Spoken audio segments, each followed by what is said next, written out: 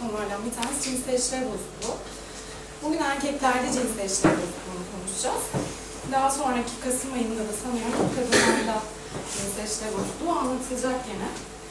Şimdi cinsel işlev bozukluğundan bahsetmeden önce tabii cinselliğin ne olduğunu konuşmak gerekiyor. Genel anlamda bildiğiniz gibi bireyin ruhsal ve bedensel katılımına ile gerçekleşen üremeye ve doyuma yönelik yaşantılardır. Şimdi üremeye yönelik yaşantılarda tabii ki iki cins de gerekiyor. Bir kadın, bir erkek gerekiyor. Fakat doyuma yönelik yaşantıda böyle bir durum söz konusu değil. Herhangi bir partner olmadan birey bunu kendi kendine de yaşayabilir. Bunun yanında hem cinsiyle de yaşayabilir, karşı cinsle de yaşayabilir. Doyuma yönelik yaşantı farklılık gösterebilir yani. Duyuma dayalı bir deneyim. Dolayısıyla da sadece cinsel organları kapsamıyor. Bütün bedeni kapsıyor. Bütün beden aslında cinsel olarak uyarılabilir. Yani cinsellik deyince ilk düşündüğünüzde aklınıza gelen şey cinsel birleşme oluyor. Ve bunun yanında da cinsel organlar, cinsel bölgeler dediğimizde de cinsel organlar aklınıza geliyor ama aslında öyle değil. Bazısı ne oluyor? Boynu öpüldüğünde hoşlanıyor. Bazısı da sırtı okşandığında, göbeği okşandığında hoşlanıyor. Yani sadece cinsel organlar dahil değil. Bütün bedeni uyarabilirsiniz aslında. Ve gene dedik sadece cinsel birleşme değil, bunun yanında işte erotik bir hayal kurmak, gözlerini kapatıp bunu düşünmek, fantezi üretmek olabilir. Bunun yanında da bir partnerle beraber erotik bir yemek yemek, arzulu bir bakışmadan başlayıp dokunma, öpüşme, cinsel birleşmeye kadar olan her şeyi aslında biz cinsellik diyoruz. Cinsel birleşme bunun sadece bir kısmı aslında. Yani penisin vajinaya girişi aslında cinselliğin sadece bir kısmı. Bu aynı zamanda partnerlerin de yani ister hem cinsi olsun, ister karşı cins olsun, partnerlerin de birbirlerine sevgi, şefkat ve yakınlık göstermelerinin bir yolu. Şimdi sağlıklı bir beden tabii ki ön koşullardan biri iyi bir cinsel hayat için. Ama kişinin kiminle cinselliği kuracağı, hem cinsiyle mi kuracağı, karşı cinsiyle mi kuracağı, bunu ne zaman, hangi ortamda yapacağı, fantezilerinin ne olduğu, nasıl uyarılacağı ve nasıl doyuma ulaşacağı aslında psikolojisine bağlı. Psikolojisi neye bağlı?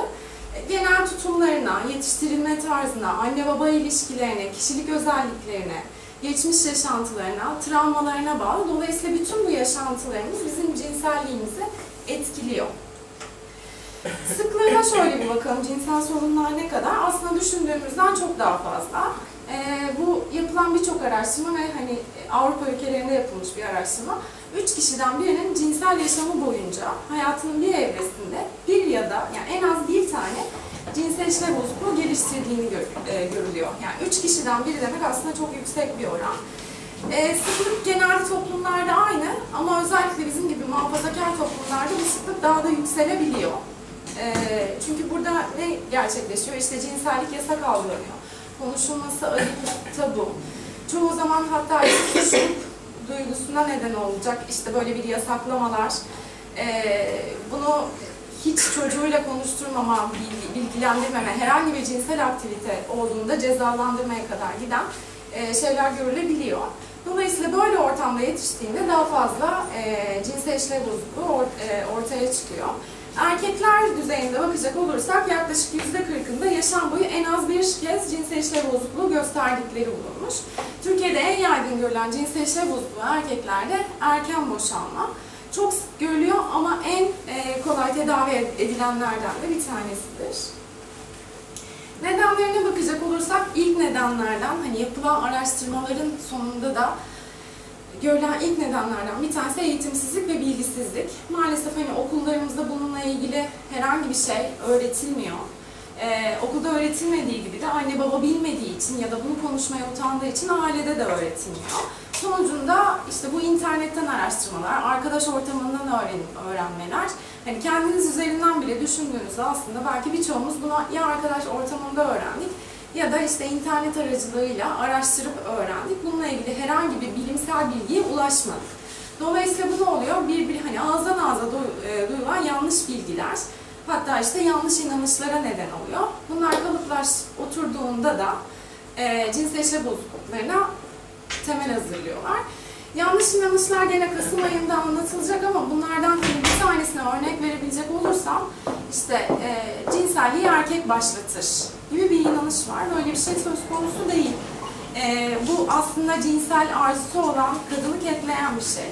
Gene işte cinsel ilgisi arzusu olan kadın ucuz kadındır gibi bir inanış söz konusu olabiliyor. Bunun gibi inanışlar da tabii kadını ve erkeğe yük getiren, cinsel hayata yük getiren yanlış inanışlar oluyor. Organik nedenler olabilir. Burada zaten o zaman daha medikal bir tedavi gerekebiliyor. İşte kalp, karaciğer sorunları, obezite, şeker hastalığı gibi hastalıklar, kronik hastalıklar organik nedenler içerisinde sayılabilir. Psikolojik nedenlerde işte kişilik bozuklukları, bazı kişilik bozuklukları, örneğin şizoid kişilik bozukluğu dediğimiz bir grup, yakınlık kurmakla ilgili zorluğu olduğu için cinsel ilişkide de cinsel işlev bozuklukları da gösterebiliyor. Ağır obsesif kompulsif kişilik bozuklukları, yani aşırı kontrolcülük, işte kaçınmalardan dolayı, takıntılardan dolayı neden olabilir. Bunun yanı sıra depresyon, örneğin cinsel isteksizliğe neden olabilir gibi. Gene cinsel işlev bozukluğunu anlatmak için ilk önce cinsel yanıt döngüsünden bahsetmem gerekiyor. 6 evremiz var. İlki istek.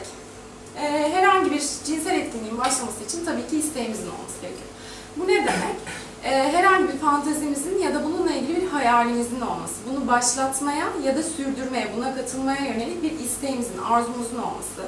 Cinsel merakın olması, cinsel araştırma yapmak, bu konuda konuşmayı istemek, bu konuda okumayı istemek, erotik malzeme izlemek gibi şeyler cinsel isteğin içerisinde sayılabilir. İstek en temel, en baştaki şey olduğu için buradaki herhangi bir bozulma zaten diğer evrelerde de bir bozulmaya neden olabiliyor. Bir sonraki evre uyarılma evresi. İstek varsa cinsel etkinlik başlıyor. Uyarı karşısında gelişen evre aslında adı üstünde. Bu cinsel etkinlik hani bir dokunma, partnerle olan bir ilişki karşısında da gelişebilir ama gözlerinizi kapatıp hayal ettiğiniz sadece zihinsel uyarılarla da uyarılma evresine girebilirsiniz. Erkek özelinde konuştuğumuzda uyarılma evresinde en görünebilir değişiklik penis ve testislerde oluyor. Peniste ne oluyor? Sertleşme gerçekleşiyor. Penis başında büyüme oluyor. Testislerde de yukarıya kalkma gerçekleşiyor bu evrede. Bu evrede ereksiyon sağlandıktan sonra cinsel etkinlik uyarı devam ederse uzun süre sertleşme korunabilir. Ancak herhangi bir dış etken nedeniyle ya da o sırada psikolojik bir kaygı nedeniyle kısmen ortadan kalkabilir ya da tamamen artık o dönem için ortadan kalkmış olabilir. Yani o süre içerisinde, o sevişme veya o etkinlik düzeyi içerisinde ortadan kalkabilir. Şimdi biz sertleşmeyi 5 parmak düzeyinde gösteriyoruz genelde tarif ederken. Bu en sertleşmemiş hali. Bu biraz sertleşmiş hali. Bu daha yere paralel, biraz daha yere bakan düzeydeki hali. 4 ve 5 bu en sert hali. Bir sevişme boyunca yani ortalama 20-30 dakikalık bir sevişme boyunca sertleşme bunların hepsinden geçer. Yani 4'e çıkar, 2'ye inebilir, 3'e inebilir, tekrar 5'e çıkabilir. Ama erkek eğer bunun farkında olmazsa, bunu bilmezse bir anda 2'ye indiğinde eyvah sertleşmem gidiyor korkusuna kapılıp o kaygıyla beraber gerçekten daha da artarak sertleşmeyi o şey için, sevişme için tamamen götürebilir.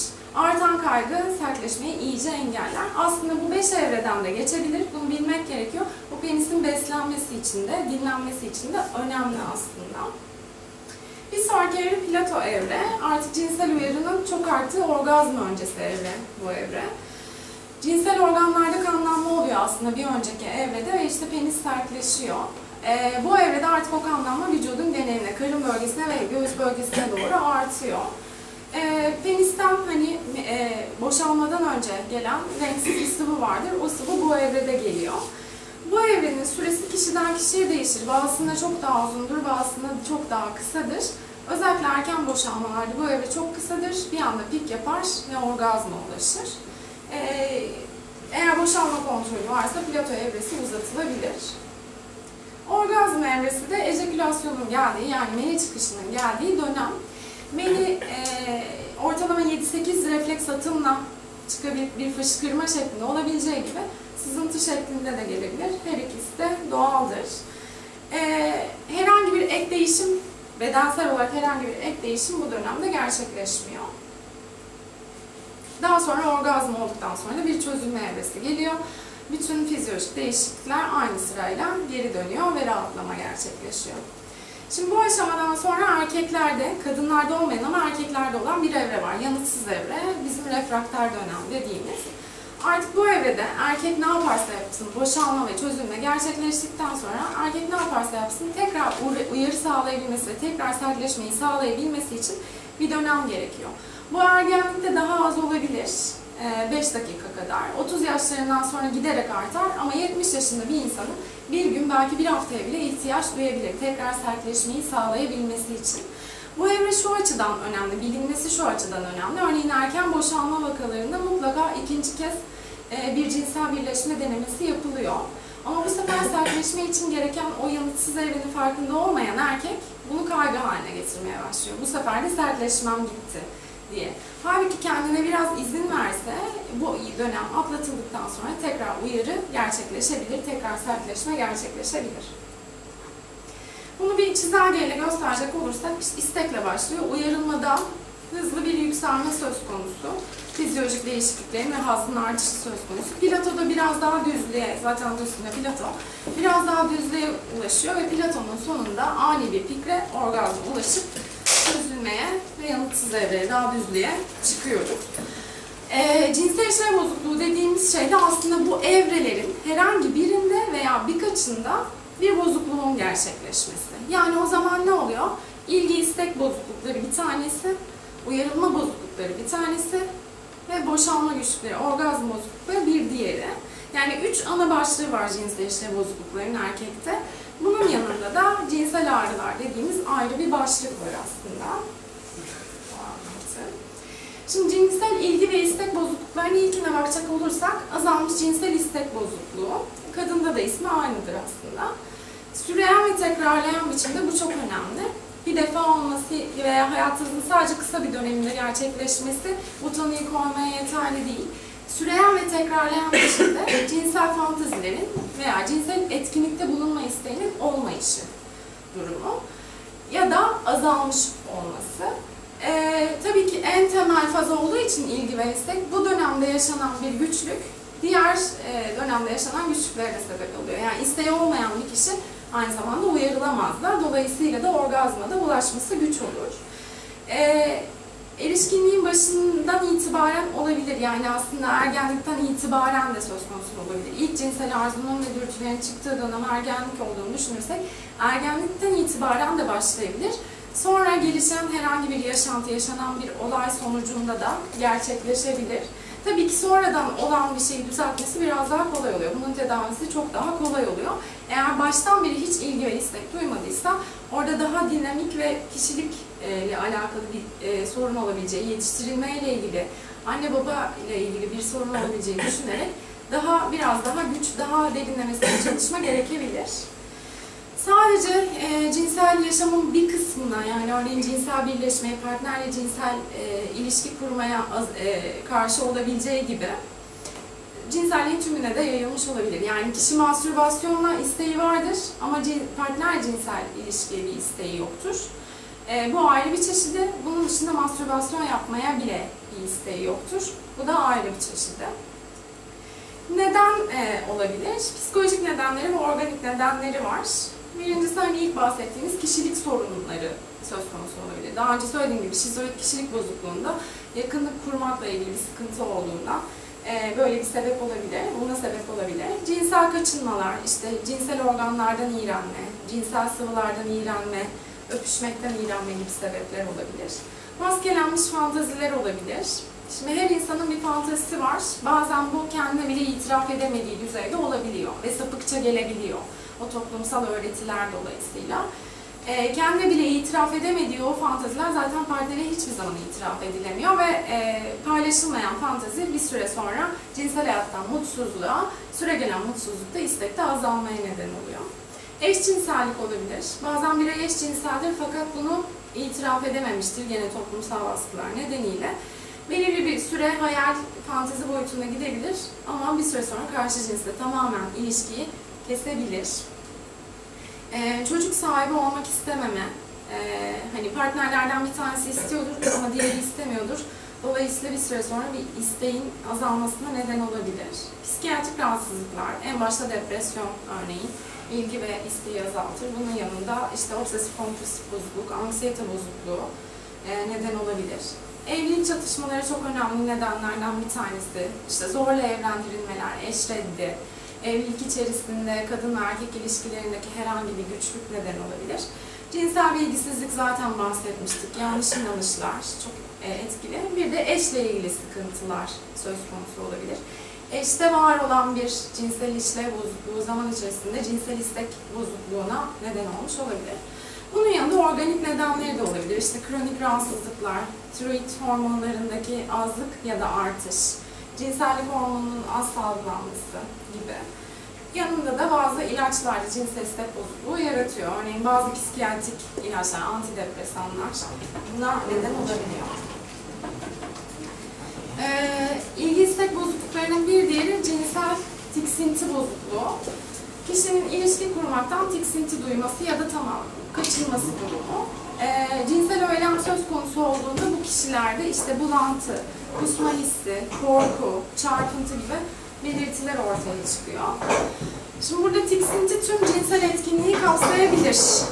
Yani bütün işte mastürbasyon yapmaktan, öpüşmekten, dokunmaktan her şeyi kapsayabilir. Ama sadece partnerle alakalı bir şey de söz konusu olabilir. Mastürbasyon yapabilir ama partnerle, bir kadınla veya bir erkekle ilişki kurmaktan tiksinti duyuyor olabilir.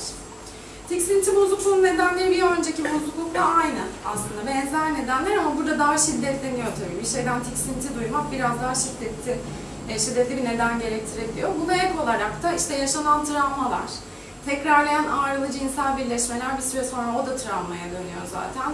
Bu neden olabilir. Korkular, yönelim farklılıkları, işte eşcinsellik, transseksüellik olabilir. Ağır kişilik sorunları, cinsel fobiler ve eş reddi tiksinti bozukluğuna neden olabilir. Bir diğer aşama evre uyarılma evresiydi. Uyarılma evresiyle ilgili bozukluklarımız bir tanesi sertleşme bozukluğu. Gene yineleyici diyorum, yineleyici ve tekrarlayan bir biçimde yeterli sertleşmeyi sağlayamama ya da var olan sertliği cinsel ilişki boyunca sürdürememe durumu. Farklı derecelerde olabilir. Yani kişi bunu mastürbasyonla sağlıyordur örneğin sertleşmeyi ama partner yanında sağlayamıyordur. Ya da mastürbasyonla da tamamen sertleşme ortadan kalkmıştır. Şimdi burada önemli bir şey var. Eğer mastürbasyonla sertlik varsa ve sabah sertlikleri korunuyorsa organik bir neden çoğunlukla yoktur. Yani bu organik nedeni ayırt etmek için çok önemli.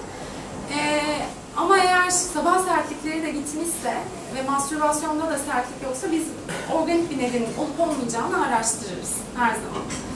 Fakat bu da hani her zaman organik neden var demek değil.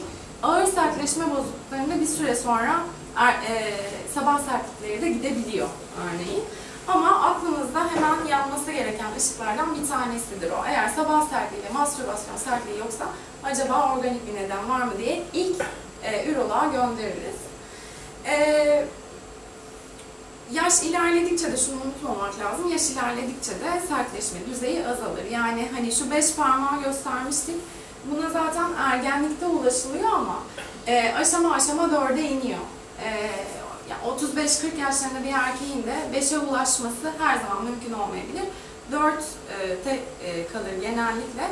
Ortalama 3 düzeyinde bir sertleşme de cinsel birleşmeye zaten imkan tanır. Yani cinsel birleşmeyi 3 düzeyinde bir sertleşmeyle sağlayabilir.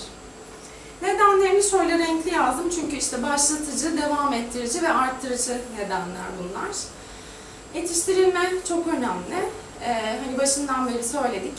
Eğer tabu, yasak sayılırsa bu cinsellikten utanma, iğrenme gelişebilir. Cinsellik kurduğu için, haz duyduğu için suçluluk duygusu meydana gelebilir. Bu çok önemli. Yetersiz ve yanlış bilgiler, hani başından beri söylediğimiz şeydi zaten. Cinsel taciz ve travmalar, anne babayla ilgili, anne baba ilişkisiyle ilgili sıkıntılar söz konusu olabilir. Cezalandırıcı bir baba mesela suçluluk duygusu yaratmaya çok meyillidir ve suçluluk duygusuyla büyüyen bir çocuk söz konusu olabilir. Cinsel yönelim farklılıkları, bunlar başlatıcı nedenler. Bu nedenler vardır. Üstüne bir de bunu devam ettiren nedenler olarak eşler arası sorunlar, çatışmalar. Yani çatışmalı bir evlilikte tabii ki cinselliğin ya da çatışmalı bir partner ilişkisinde cinsellikte sekteye uğrayacaktır. Gerçek dışı beklentiler, işte aslında yanlış inanışlarla aynı kefede tutabiliriz bunu. İşte erkek cinselliği her zaman hazırdır, her zaman cinselliği ister gibi bir inanış, erkeğin ciddi bir performans kaygısını sürükleyebilir. Eşte cinsel işlev bozukluğu, örneğin vajinismus rahatsızlığı olan bir kadın vardır. Erkekte de bir süre sonra sertleşme bozukluğu gerçekleşebilir. Rastlantısal başarısızlık yaşamıştır. Yani o gün çok streslidir veya dikkatini dağıtacak bir şey olmuştur cinsellik sırasında ve sertleşme bir anda gider. Ve kaygıya kapılmaya başlar. Bu rastlantısal başarısızlık, yani tırnak içinde söylüyorum çünkü biz bunu bir başarı veya başarısızlık olarak adlandırmıyoruz. Bu rastlantısal başarısızlık kaygı düzeyini arttırdığı için bir süre sonra cinsel işlev bozukluğuna neden olabilir. Yaşlanma. Yaşlanma ile ilgili şöyle bir durum var. İşte bu 5 parmaktan giderek düşüyor sertleşme düzeyi. Ama bunun yanında yaşlanmanın getirdiği bazı hastalıklar da söz konusu. İşte kalp yetmezlikleri, karaciğer yetmezlikleri gibi durumlar dolayısıyla da organik nedenlerle de buna eklenebiliyor. Ve bunu artırıcı, daha da devam ettirici nedenler olarak kısıtlı ön sevişme, yani kadının da uyarılması için, erkeğin de uyarılması için ön sevişmenin biraz canlı, hareketli ve uzun tutulması gerekiyor ama özellikle mesela Türkiye toplumunda çok kısa süreli ön sevişmeler yapılıyor. Bunlardan bir tanesi özellikle mesela erken boşalma olacak, ben hemen boşalacağım, hemen cinsel birleşmeye geçeyim gibi bir arzusu olabiliyor. Ya da zaten sevişmenin ne olduğunu tam olarak öğrenmeden büyüdüğümüz için, bilinmediği için hemen ilk cinsellik dediğimizde cinsel birleşmeye geçiliyor. Maskelenmiş fantaziler olabilir, bir önceki aşamada konuşmuştuk. Yine performans endişesi, bunu yani aşırı düzeyde bir kaygı, performansla ilgili bunu ortaya çıkarabilir. Yine organik nedenlerimiz var. Tansiyon, kan yağında artış gibi, kalp karaciğer rahatsızlığı gibi. Sigara, tütün, alkol bunu yaratıyor. Aşırı kilo, obezitede sertleşme bozukluğuna neden olabiliyor. Orgazm bozukluklarına geldiğimizde erken boşalmalar, demiştim Türkiye'de en yaygın görülen cinsel işlev bozukluğu. En yaygın görülmesiyle beraber tedavisi de hani tedavi başarısı %90'lardadır. Boşalma ile ilgili, yani boşalma kontrolünün olmaması durumu bu. Şimdi şöyle, burada bir süre isterler. Ne kadar süreyi biz erken boşalma diyoruz diye. Aslında bunu bir süre olarak bakmıyoruz biz. Erkeğin boşalmayı kontrol edip etmemesi bizim için önemli. Yani erkek istediği zaman boşalıyor mu? İstediği zaman bunu erteleyebiliyor mu? Biz buna bakıyoruz aslında. Çeşitli derecelerde olabilir. En ağır versiyonu, hani ağır demek istemiyorum ama en işte ön aşamada boşalanı girişten önce, yani daha ön sevişme sırasında öpüşürken, dokunurken boşalma durumu. Bir sonraki ön sevişmede boşalmamıştır ama vajinaya giriş yapar yapmaz boşalma gerçekleşir. Bir sonraki aşama giriş yapılmıştır. Birkaç git gelden sonra, birkaç dakika içerisinde boşalma olur. En hafif düzeyinde de girişten sonra süreye bakmaz. Yani 5 dakika boyunca belki gir çık yapmıştır, giriş yapılmıştır. Ama erkek gene kendi isteği ve kontrolü dışında boşalmıştır. Buna da erken boşalma diyoruz. Dediğim gibi en hafif olanı en alttaki, en ağır düzeyde en üstteki. Ama hani en ağır hafif dediğime bakmayın. Hepsi tedavi oluyor aslında uyum gösterdikten sonra. Erken boşalmanın bariz bir nedeni yok. Yani bulunmuş bariz bir nedeni yok. Her erkek şunu bilmek gerekiyor ki erken boşalmayla doğuyor. Yani bunu her erkek zaten hayatının başlangıcında yaşıyor. Bu zamanla öğrenilen bir şey. Boşalma denetimi dediğimiz şey zamanla öğrenilen bir şey. Bunu ilk başta ergenlikte mastürbasyonla, daha sonra da deneyimle aslında erkek giderek artan bir şekilde, doğru orantılı bir şekilde öğreniyor. Bir şey sorabilir miyim? Tabii. Mesela ergenlik döneminde erkek çocukları çok sık mastürbasyon yapıyorlar ya mesela ve çok çabuk boşalıyorlar. Hani bunun önüne geçebilmesi için mesela hayal dünyasını genişletebilir mesela yavaş yavaş mastürbasyon yaparak. Hani belki ileriki dönemde erken boşanmayı engelleyebilir bu durum. Yani şöyle, sadece mastürbasyon yaşantısı olan bir kişide biz erken boşanma var diyemiyoruz aslında. Çünkü mastürbasyon zaten doyuma yönelik bir aktivite. Hızlıca boşalıyor ama söylediğinizde şöyle haklısınız. Bizim de öğretme yöntemlerimizden bir tanesi bu. Boşanma hissi geldiğinde durdur kendini. Yani mastürbasyona başla, boşanma hissi geldiğinde durdur, sonra tekrar başla, tekrar durdur. Yani yavaş mastürbasyon yapmak da aslında söylediğiniz gibi öğrenme için önemli, denenebilir. Ama ergenlik belki bunun için biraz erken olabilir bunu öğrenmek için. Çünkü dediğim gibi yaşla doğru orantılı giden bir şey. Temel nedenler olarak işte deneyimsizlik, kaygılı kişilik denmiş, kadına yönelik öfke denmiş işte. Kadınla hazzı paylaşmama, onu doyuma ulaştırmama yönünde bir şey olabilir ama bunlar tabii spekülasyon düzeyinde biraz. Edilgenlik de bununla ilgili sayılan nedenlerden görülmüş. Bunun dışında hani yetiştirilme durumunda işte eğer çok kalabalık bir ailedir, ergenlik döneminde mastürbasyon yapacak fırsatı bulamamıştır veya bulduğu zaman da hızlıca yapması gerekiyordur. Hemen boşanmaya yönelik yapması gerekiyordur. Bunlar öğrenmeye engel olmuştur diyebiliyoruz sadece. Dediğim gibi tedavi oranı oldukça yüksek. Bir diğer orgazm bozukluğu geç boşalma. Şimdi geç boşalma birçok kişi için sorunmuş gibi görünmüyor. Geç boşalıyor dediğimiz için ama aslında burada şikayet öyle bir şey değil. Kişi kendisi istediği halde boşalamıyor. Ya da çok uzun süre geçmesi gerekiyor yeterli uyarıyı sağlaması ve boşanmayı gerçekleştirmesi için. Dolayısıyla bu da hani bu uzun versiyonunda boşalamayan bir erkekte çeşitli ağrılar da meydana geliyor. Dolayısıyla ciddi bir sorun aslında. Nedir? Orgazm noktasına ya hiç ulaşamaz ya da uyarılabilmesi için, orgazm olabilmesi için uzun ve yoğun bir uyarılma sürecine gereksinim duyar. Gene şiddetliden hafife doğru sıralamasını yapıyoruz. En ağır düzeyi mastürbasyonla bile kişi boşalamıyordur. Bir diğer versiyonu mastürbasyonla boşalıyordur ama cinsel birleşme sırasında boşalamıyordur. Bir diğerinde artık eş vardır, el uyarısıyla veya oral uyarıyla boşalıyordur ama cinsel birleşme sırasında boşalamıyordur. Bir diğeri de durumsaldır. Yani bazı koşullarda boşalıp bazı koşullarda boşalamama durumu söz konusu olabilir. Tabii ki gene en hafifi daha kolay tedavi edileni, en ağırı daha zor tedavi edileni. Buna benzer şikayetlerden bir tanesi anhedonik orgazm, yani zevk alamadan boşalma durumu. Burada hani geç boşalmadan farklı olarak meni çıkışı meydana geliyor. Kişi boşalıyormuş gibi oluyor fakat yani o kasılmalar da eşlik ediyor. Fakat kişi kendini tatmin olmuş ve doyuma ulaşmış hissetmiyor. Buna da anhedonik orgazm diyoruz. Her ikisinin beraber yani hem geç boşalma hem anhedonik orgazm nedenlerine baktığımızda eğer cinsel yaşamın başından beri varsa yani erişkinliğin başından beri söz konusuysa burada bir yetiştirilme ile alakalı, işte cinselliğin kirli, kötü algılanmasıyla alakalı bir şey olabilir. Suçluluk duyguları, işte yakınlaşma sorunları ve aşırı kontrolcülük daha yani dinamik ve daha bireysel nedenler burada söz konusu olabilir.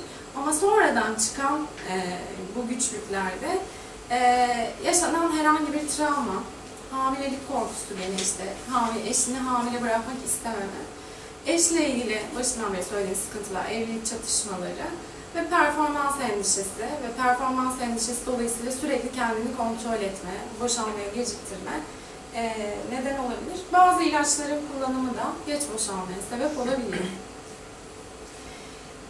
Evrelerden hani uyarılma, plato, orgazm evreleri dışında bir de başka bir başlık var demiştik. Cinsel ağrı bozuklukları, bilimsel adı disparonidir.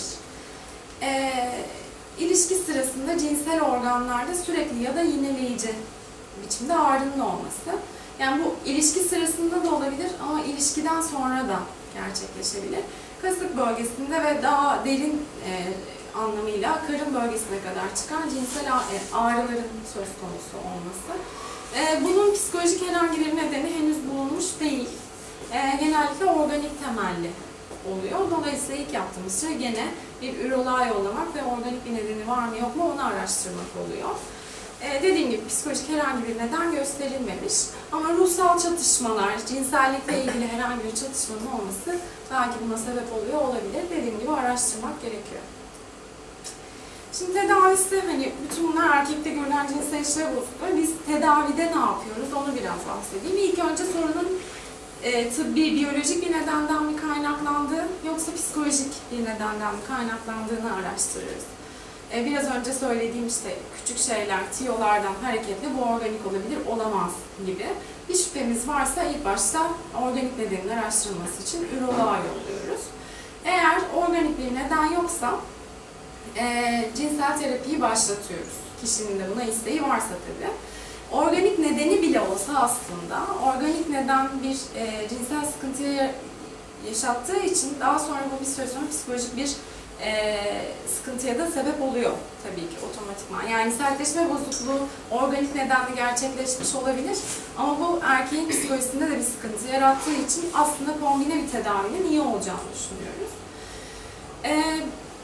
Hani kaçınız biliyorsunuz, psikoloji öğrencileri de var bildiğim kadarıyla, ama bu bir bilişsel davranışçı tedavi biçimi. Yani düşünce ve davranış değiştirme üzerine giden bir tedavi biçimi. Ve her psikiyatr ve her psikolog bu tedaviyi yapamaz. Yani gittiğimiz her kişi bununla ilgili bilgi sahibi olmayabilir. Bu ayrı bir özel eğitim gerektiriyor. Hani psikolog olmuştur, psikiyatr olmuştur ama bunun üzerine de ilgilenmesi ve bununla ilgili bir eğitim almış olması gerekiyor. Neler yapıyoruz? İlk önce çifti bir arada görüyoruz. Çift olarak yapılan bir tedavi biçimidir. Şimdi şöyle, bazen birey tek başına başvurur çünkü partneri yoktur. Orada tedavi başarısı biraz daha düşüyor. Yani biz bunu tek başına geldiğinde hayır sizi tedaviye almıyoruz demiyoruz. Ama tedavi başarısının düşük olabileceği ve tedavide ancak belirli bir düzeye kadar gelebileceğini başından söylüyoruz. Tedavide belirli bir aşamaya kadar getirip daha sonra da partneriniz olduğunda tekrar görüşelim diyoruz aslında. Çift katılımı bu anlamda çok önemli. Tedavinin başarılı olması açısından. Bu beraber yapılan oturumda, çiftle beraber yapılan oturumda işte sorunun ne zaman başladığı, ne olduğu, daha önce tedavi girişimlerinin olup olmadığı gibi sorular sorup aynı zamanda çiftin birbiriyle de uyumuna bakıyoruz. Daha sonra çifti ayrı ayrı görüşmelere alıp ayrı ayrı cinsel yaşamları ile ilgili sorular soruyoruz. Bu çok çocukluklarından beri cinsel gelişimlerinin nasıl olduğuyla alakalı. Daha önceki cinsel deneyimleri, ilk defa mastürbasyon yaptıkları dönem, kadınlar için ilk defa adet oldukları dönem, işte erkekler için sünnet oldukları dönem gibi birçok cinsel gelişimle ilgili ve cinsel deneyimle ilgili sorular soruyoruz. Onun dışında da genel kişilik özelliklerini anlamak için, aile ilişkilerini anlamak için de sorular soruyoruz ve bu seansın sonunda biz her iki bireye ayrı tanı koyuyoruz. Eğer varsa. Şimdi şöyle oluyor dediğim gibi. Kadında vajinismus vardır örneğin. Buna bağlı olarak erkekte bir süre sonra sertleşme güçlüğü veya cinsel istek azlığı gelişmiş olabilir. Dolayısıyla her iki tarafın da cinsel işlev bozukluğuna bakıp bakmamak bizim tedaviyi planlamamız için önemli. Çünkü bu bir çift problemi. Sadece sorunu olan birey değil, çiftin ikisini de ilgilendiriyor. Dolayısıyla çiftin ayrı ayrı sorunlarını anlamak gerekiyor. Tanıları koyduktan sonra da hedefleri, tedavinin süresini ve sıklığını çiftle beraber belirliyoruz. Bu özel bir öğrenme biçimi. Yani cinsellik öğrenilebilir ve öğretilebilir bir şey. Bizim amaçladığımız şey kişilerin cinsel davranışlarını değiştirmek, geliştirmek ve bu konuyla ilgili tutumlarını da bakmak ve onları da geliştirmek oluyor aslında. Biz kişiye, çifte cinsel becerileri öğretiyoruz ve değişimi başlatıyoruz. Ama asıl değişimi gerçekleştirecek olan çiftin kendisi. Buna istekli olmaları, buna açık olmaları, bunu görüşmeye, konuşmaya istekli olmaları ve birbirleriyle uyumlarının da iyi olması gerekiyor. Tedaviye uyum gösterdikleri kadar ev yaşantılarında da birbirlerine uyumları çok önemli. Sevgi ilişkisinin olması aralarında veya problem çözme yeteneklerinin gelişmiş olması önemli. Evlilik çatışması olan çiftlerde örneğin cinsel tedaviyi almadan önce evlilik terapisine yollamamız gerekebiliyor. Çünkü çok bariz bir çatışma varsa tabii ki cinsellik kurmak, yani sevmediğiniz biriyle veya kavga ettiğiniz biriyle cinsellik kurmak kolay bir şey değil. Dolayısıyla ilk aşamada evlilik terapisi düşünülebilir. Tedavide bazı özel teknikler var. Her cinsel işlev bozukluğu için, işte sertleşme bozukluğu için ayrı, istek bozukluğu için ayrı, işte vajinismus için ayrı, erken boşanma için ayrı teknikler var. Biz bu teknikleri kişiye ayrıntılı bir şekilde öğretiyoruz. Yalnız bu teknikler her zaman sabit teknikler değil. Burada kişilerin bunu yapabilme düzeyleri, yani kendi istekleri, çiftin kendi içerisindeki dinamikleri de o tekniklerin değişmesine veya işte geliştirilmesine neden olabiliyor. Yani bazı çiftler var, biz bunu kolay kolay yapamayız diyorlar veya koşulları ona uygun olmuyor. O koşulları ona göre değiştirmeye çalışıyoruz. Tekniği ona göre değiştirmeye çalışıyoruz. Gereksinimlerine göre değişiyor yani. Sonuç olarak da o tekniği bize ayrıntılı bir şekilde anlatıyoruz ve onlara ev ödevi veriyoruz. Diyoruz ki bu hafta eve gideceksiniz, bu teknikleri evde uygulayacaksınız. Bana da bir çizelge tutacaksınız, haftaya tekrar şu saatte görüşüyoruz. Bir sonraki seansa geldiklerinde o tekniği ne kadar uygulamışlar, ne hissetmişler, ne yaşamışlar ve ne olmuş, sorunla ilgili ne olmuş, aralarında ne olmuş, onlara bakıyoruz ve bir dahaki teknik geliştirilerek onlara tekrar yeni bir ödev veriliyor. Burada şimdi ilk aşamada ilk yaptığımız şey, ilk seansta yani tedaviye başladığımız ilk seansta yaptığımız şey cinsel birleşmeyi yasaklamaktır. Çünkü son hedef cinsel birleşmedir. İlk başta biz cinsellik hani demiştik ya, dokunmadan, bakışmadan, öpüşmeden başlar ve cinsel birleşmeye kadar gider diye. Biz o aşamaların hepsini tek tek öğretiyoruz onlara. Yani en basitinden başlıyoruz, dokunma ödevlerinden başlıyoruz. Aşama aşama ödevleri de zorlaştırarak ve karmaşaya doğru götürerek cinsel birleşmeye kadar getiriyoruz. İlk hedef cinsel birleşme değil, hiçbir zaman. Gene ilk, yani bu tedavi sürecinde yapılan şeylerden bir tanesi, şimdi dediğim gibi bir sürü yanlış inanışımız ve bilgimiz var. Dolayısıyla biz çifte ilk başta bir cinsel anatomi ve fizyoloji anlatıyoruz. Diyoruz ki şimdiye kadar öğrendiğiniz her şeyi unutun, ben tekrar anlatacağım. Burada hani bunları biliyor olabilirsiniz ama bunlar sizin tekrarlamanıza yarayan şeyler. Arada da bilmediğiniz şeyleri öğrenebilirsiniz diyorum ve cinsel anatomi fizyoloji anlatıyorum. Daha sonra da işte bu sırada cinsellikle ilgili yanlış inanışları konuşuyoruz, mitlerini konuşuyoruz. Bu konuyla alakalı yanlış ne varsa hedefimiz onu düzeltmek oluyor aslında. Ve tedavi sürecinde örneğin 12 haftalık bir tedavi yaptıysak biz o 12 hafta boyunca inanın zaten yanlış inanışlar o kadar kolay değişen şeyler değil. Ben şimdi size desem ki işte cinselliği her zaman erkek başlatmak zorunda değil. Eğer böyle bir inanışınız varsa bunu değiştirmem gerçekten zaman alıyor. Dolayısıyla biz 12 haftaya örneğin 12 hafta boyunca bunu zaten tekrar konuşuyoruz. Tabii ki bu hani mahrem bir yer, mahrem bir konu kişiler için. Dolayısıyla güvenli bir ortam olması gerekiyor. Çiftin birbirine güvenmesi ve açık olması, aynı zamanda terapiste de güvenmesi ve açık olması gerekiyor. Terapistin de tabii dikkat etmesi gereken etik kurallar var bu nedenle. Sonuç olarak amacımız uygun bilginin edinmesi, bireyin kendini, partnerini tanıması, cinsel iletişimlerini arttırması, bunu konuşabiliyor hale gelmeleri, cinsel isteklerini birbirlerine rahat ifade etmeleri, bu en önemlilerinden bir tanesi. Çünkü birçok çift bunu birbiriyle konuşmuyor, dolayısıyla fantezilerini paylaşmıyor, isteklerini paylaşmıyor. Uzun bir süre, mesela örneğin kadın uzun bir süre boynundan öpülmeyi istemiyor ama adam inatla boynunu öpüyorsa bu bir sorun. Bunu konuşabilmeleri gerekiyor. Bunu öğreniyorlar ve cinsel kısıtlıkları ortadan kaldırıyoruz biz. Ve gerekli cinsel becerileri onlara kazandırıyoruz. Bundan sonrası, hani biz bunu amaçlıyoruz, bundan sonrası çifte kalıyor. Çiftin birbirine uyumuna kalıyor. Tedavinin sonunda tek kazandıkları tabii ki cinselliğin sağlıklıya dönmüş olması değil, iyi bir cinselliğe dönmüş olması değil. Tedavi boyunca aslında çift bir arada bulunuyor sürekli. Yani o ev ödevleri birbirine belki hiç dokunmayan bir çifti birbirine dokunur hale, yakınlık gösterir hale geliyor.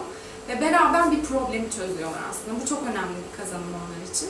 Beraber bir problem çözen çift de hem birbirine güvenini tazeliyor hem de kendi problem çözme yeteneğine yönelik güvenini de tazelemiş oluyor. Tedavi başarısını artıran etmenler neler? Uygun partnerin varlığı. Yani eğer bir eş reddi söz konusuysa orada tedavi yapmak biraz güç. Uygun zaman ve ortamın sağlanması. Şimdi şöyle oluyor, bazen kalabalık ailelerde kalabalık aileler içerisinde oturuyor çift. Evde işte kayınvalideler, kayınbabalar, çeşitli yeğenler, herkes bir arada oluyorlar ve bir uygun ortamı bir türlü sağlayamıyor. Bazen sadece baş başa bile bir odada kalmıyorlar, çocuklarla yatıyorlar. Böyle bir ortamda tedavinin gerçekleşmesi zor, yapılamaz. Dolayısıyla uygun zaman ve ortamın sağlanması gerekiyor. Cinsel partnerin tedaviye katılması çok önemli. Bazen partnerlerden bir tanesi tedaviyi istemezse tedaviyi ciddi oranda kısıtlayıp ketleyebiliyor, yapılamıyor o zaman da. İlk önce partnerlerin ikisinin de bunu istemesi gerekiyor. Uyumların olması, etkin iletişim becerilerinin gelişmiş olması önemli, başarıyı arttırıyor. Öğrenmeye, deneyimlemeye zaten biraz önce bahsettiğim şey açık olmaları gerekiyor.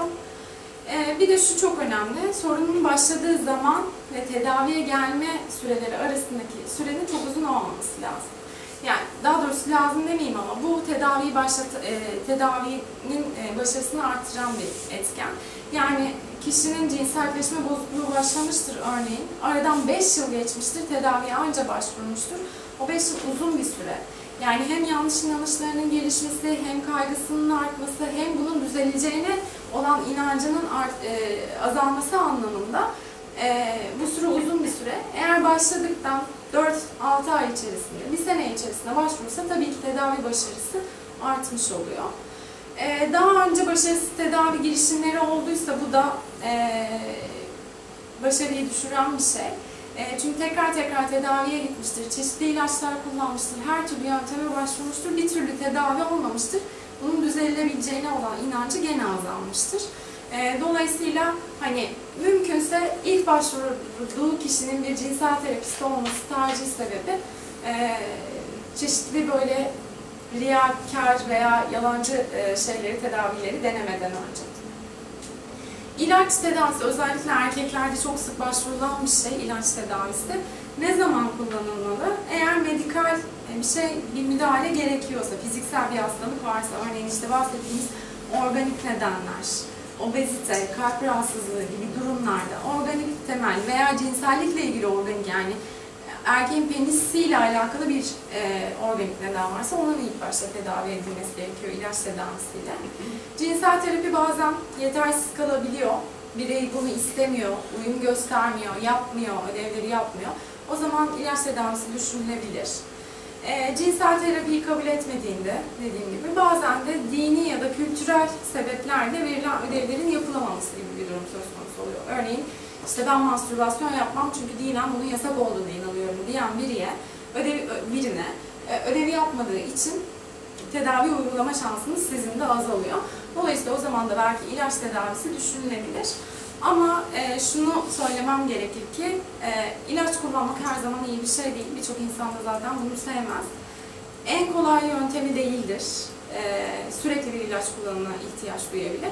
Dolayısıyla kısa süreli yani ortalama 8 ila 12 haftadır cinsel terapi. Kişiden kişiye değişebilir, uzayabilir, kısalabilir. Ama cinsel terapi her zaman biraz daha kesin ve kalıcı bir çözümdür. Dolayısıyla ilaç tedavisinden önce önereceğim her zaman cinsel terapidir.